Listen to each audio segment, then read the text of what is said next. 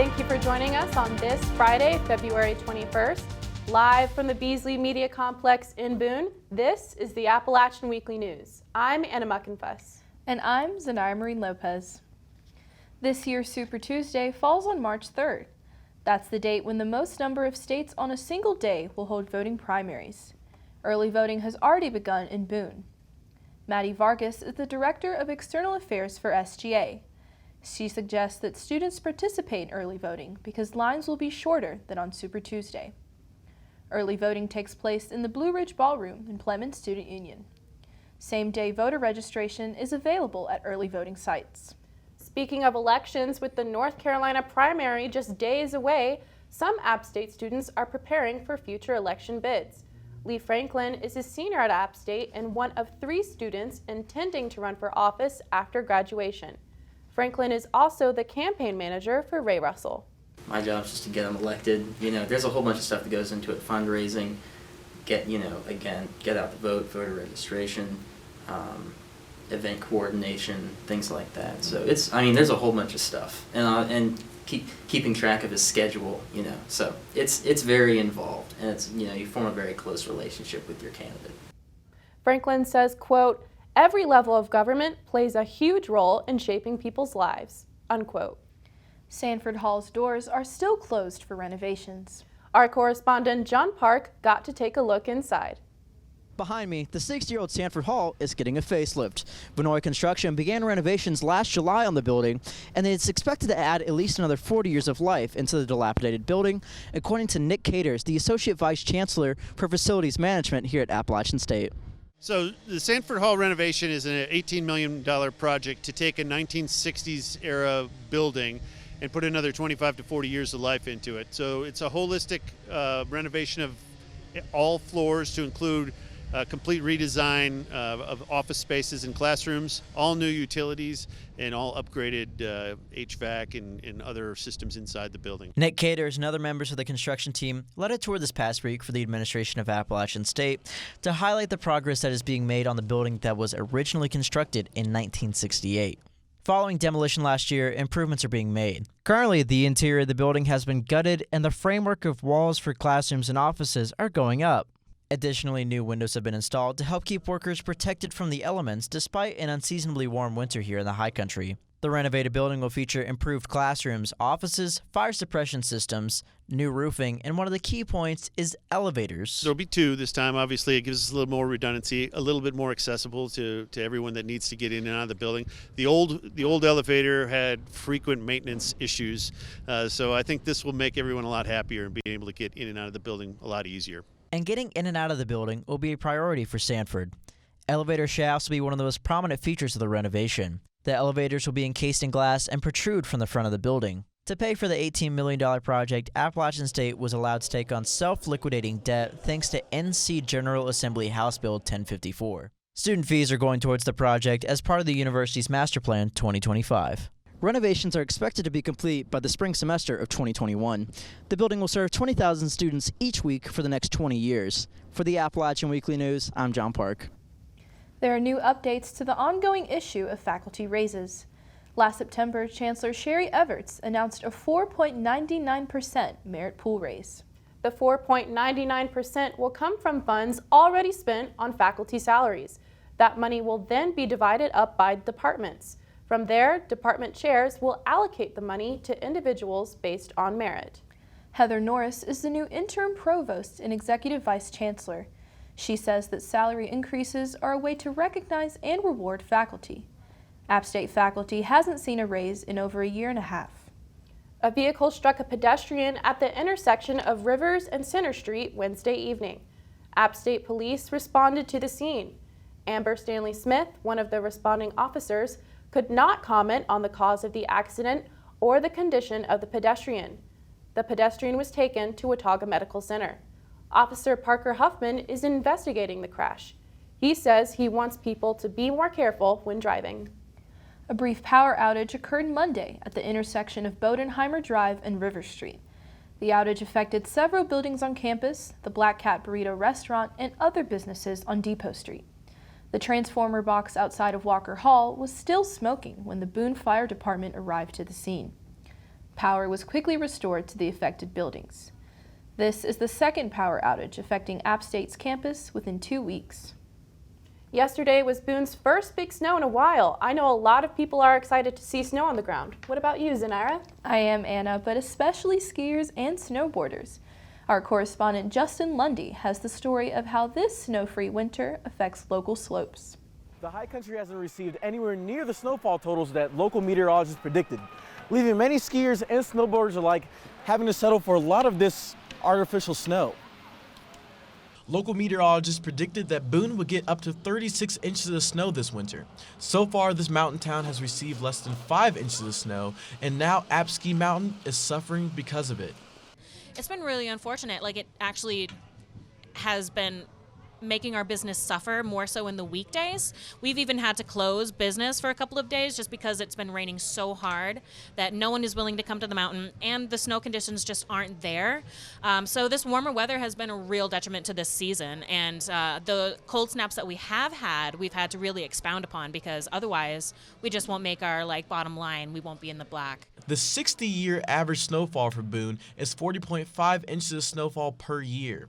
The average over the last 10 years has been 36.7 inches of snow, making this year's snowfall total so far an extreme outlier. This winter isn't over, but hopefully snow lovers can get a good snowstorm before spring knocks on our door. At App Ski Mountain for the Appalachian Weekly News, I'm Justin Lundy. Changes to student orientation this summer will save incoming freshman students $40. Instead of spending 2 days on campus for orientation, the class of 2024 will move to campus a day earlier and attend 1 day of programming. Nikki Kreese is the executive director of orientation. She says the decision will be more economical for families because students will not stay overnight. Another goal of Welcome Weekend, now called Welcome to App, is to make orientation less overwhelming. Kreese says information usually given to students over the summer will instead be covered at the beginning of the fall semester. They're actually going to move in a day early. Some students are actually going to move in 2 days early. And then we are adding some Welcome to App components that we're pulling out of summer orientation. With Earth Fair recently announcing its closure, employees and their managers at the Boone store say they were all caught off guard. The Asheville-based healthy grocery chain filed for bankruptcy on February 4th. Fletcher Spillers is an App State freshman and kitchen employee of Earth Fair. He says he noticed a change when inventory trucks stopped arriving. Most products in the store have been on sale. With no new inventory to work with, some employees haven't shown up for shifts, and others aren't sure how to spend their time at their job. Employees are now scrambling to find other jobs while still working. The store's manager has been helping the employees find work. Managers from other grocery stores have brought by their business cards to help. Winter sports aren't the only activities making Boone a destination. Our correspondent Katy Garceran has the story of another industry that brings people to the high country. One thing that everyone can agree on is how beautiful the high country is. Living here, you get used to the mountains and the meandering streams. But for the outsiders, it's that beauty that makes them want to have their weddings here. Lori Overstreet is the wedding and private events sales manager at Chatola Resort in Blowing Rock. She says out of all the places she has worked in North Carolina, the high country's wedding industry is by far the biggest. I don't think there's necessarily been many changes. It's just been the demand's been so much that we've needed to expand. And I've done weddings all over North Carolina, and the high country is definitely one of the biggest areas to have a wedding. A growing industry means wedding professionals are always needed in the high country. Lauren Joshio is an App State alumni opening a bridal shop called Juniper James Bridal. She says the high country is a great place to find any service you need for a wedding. There are so many amazing bakeries, cake makers, photographers, venues, stylists, anything that you want, you can find like tenfold here in the high country because it's such a destination spot to come and get married. On top of being excited about the growing wedding industry, Joshio says she's excited to make her bridal shop a safe place for everyone wanting their dream wedding. I just want to be a safe and fun and celebratory space for people who might not have felt that in other places. So that's what I'm excited about. And maybe having a shop corgi. And who can resist a corgi? For all of us at the Appalachian Weekly News, I'm Katy Garceran. An App State student is using life experiences to create characters. Henderson Button is a studio art major. Growing up, I watched a lot of cartoons. You know, I never really watched anything else really. So it's probably that's where it's seeded from. But you know, just always drawing. The images kind of come out of that. I always I guess my works are inspired by the people who I know, or the characters that I create are representations of. In some ways, cartoons are kind of just a representation of what you can find in the real world, so I kind of try and capture that with my art too. Button says he uses cartoon characters to represent the real world because of their symbolic meaning and relatability. Button's piece is called One Chill Pup. He was inspired by Gen Z's concerns over a potential draft after the U.S. killing of General Soleimani. Button is working on his senior show at the Ninth Degree Gallery and says he will continue to craft his world until the end of his senior year. All proceeds from this year's Vagina Monologues went to Oasis, a nonprofit in Boone that helps survivors of domestic and sexual violence. The annual event put on by the Women's Center raised just over $4,900. The event is the play made up of various personal monologues told by women of diverse backgrounds about topics surrounding women issues. Emily Nunez is a senior who was inspired to audition after watching the show last year. Nunez says the Vagina Monologues gave her a space to talk about her body freely, despite social norms. Kat Ward was a performer in one of the plays. She says the play is a great way to give women a voice. I just really love any opportunity to celebrate female sexuality and give women a voice to talk about things that are not given a voice for a lot. So I felt doing this in a public sphere and really kind of raising awareness and letting us have this expression was really important. And all the money goes to such a good cause to Oasis. So it's just really important to me personally. App State works to bring career-oriented opportunities to students.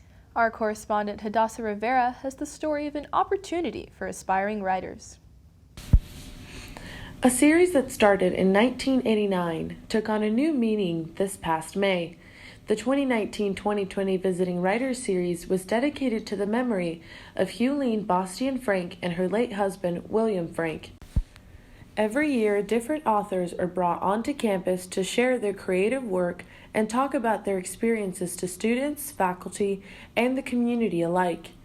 Among the invited writers this spring are novelist Kayla Ray Whitaker, creative nonfiction author Graham Hopp, and poet Nicole Brown and Jacinta White. Love of literature and stories and art and poetry should be part of anyone's and everyone's education. These are events that we announce widely. Really, we try to signal boost as much as possible because we want our students to benefit. And we're not just talking English majors, the whole community to come and benefit from having well-published, well-regarded, talented writers and poets. So it's a wonderful way of connecting with the contemporary literary scene. All 4 writers are set to give their craft talks between February and April in various rooms of the Plemons Student Union. Newer generations of college students really like the live experience, right? You go to concerts, you're willing to pay for that sort of extra live experience. Here you get it for free. You can go to the literary equivalent of a rock concert. For the Appalachian Weekly News, I'm Hadasa Rivera Marin. Now it's time to check in on sports with Jayson James. Jayson, what can we expect to see from athletics this week? Hey Anna, there's a lot going on this week with App State sports. Spring sports have kicked off with men's golf, softball, and baseball starting their seasons last weekend. The men's golf team finished 8th in its first tournament of the year at the Martin Downs Intercollegiate in Palm City, Florida. As a team, the Mountaineers finished 7 over par with an overall team score of 871 on the weekend. UNC Greensboro claimed both team and individual titles. On Championship Sunday, 4 Mountaineers shot at or below par. Senior Nicholas Gunnell led App in the tournament, carding a team low 4 under par and a top 15 finish. For each tournament to date, at least one Mountaineer has finished in the top 15 individually. The Mountaineers will be back in action on March 9th and 10th for the Bash at the Beach in Myrtle Beach, South Carolina. The women's tennis team claimed another victory this past weekend over UNC Wilmington 5-2. Sasha Pisareva claimed another victory, winning in straight sets. App also had solid play in their doubles matches, winning 2 of 3 doubles matches played. App State women's tennis team is now 4-2 after defeating the 48th ranked East Carolina Pirates on Wednesday by a total score of 4-3. Pisareva claimed another singles victory on the year. App State will look to cap off the week as they host College of Charleston at 2 o'clock at the Yanalasi Racket Club.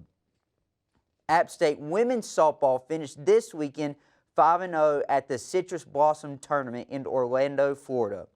They had wins against Charleston Southern and Lehigh, just to name a couple. Sydney Holland and Kenzie Longenecker dominated in the circle this weekend. Like my dad always says, solid pitching beats solid hitting every day. The App State women's softball team sits at 7-2 overall and will look to keep up their success tomorrow as they take on North Carolina A&T in the Charleston Invitational. The baseball team kicked off its season this past weekend in Bowling Springs against Gardner-Webb, winning 1 of the 3 games they played. 3 pitchers made their season debuts in Game 1.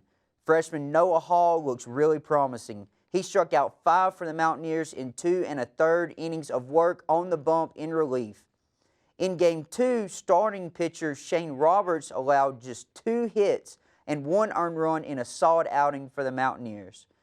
Junior Andrew Grekel finished the day 2 for 4 at the dish with a home run. Game 3 resulted in a different outcome for the Mountaineers, blowing out Gardner-Webb 10-1 to close out the series.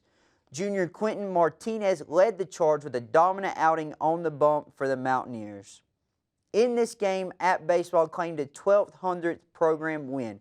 Congrats to the baseball team. On Tuesday, they took on North Carolina A&T and led 6-2 in the 9th inning before the game was postponed. App is back at it today as they travel to Lexington to take on the Wildcats of Kentucky in a 3-game series at 4 o'clock. App State women's basketball picked up a victory on the road Thursday night. The Lady Mountaineers defeated Georgia State 64-59 in overtime. Lady Gosnell led all scorers with 24 points, while Bailey Plummer collected 24 boards on the night.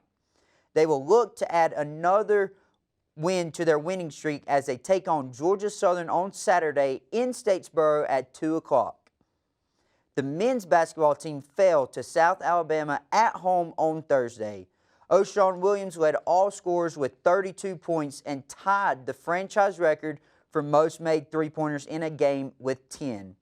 Adrian Delph had 12 points and 2 boards on the night. App fought hard, but in the end, South Alabama prevailed and got the victory. App will be back in action on Saturday as they take on the Troy Trojans at 4 o'clock right here in Boone. That's all for sports this week. Good luck to all our spring athletes and teams as they look to represent App State this season. Anna, Xanayra, back to you guys. Thanks, Jason, and great job on your first week. And now it's time for your High Country High Note. Our correspondent Richard Barker has the story of students taking the initiative to make the most of their education at App State. In the Department of Theater and Dance, there's one club that's helping women prepare for the entertainment industry. Sophie Weiner is a senior majoring in theater performance. Last summer, she went to a national theater conference and became inspired by a meeting of female professionals about the condition in the business. She realized App State needed a club to help prepare female students to advocate for themselves and negotiate around the business.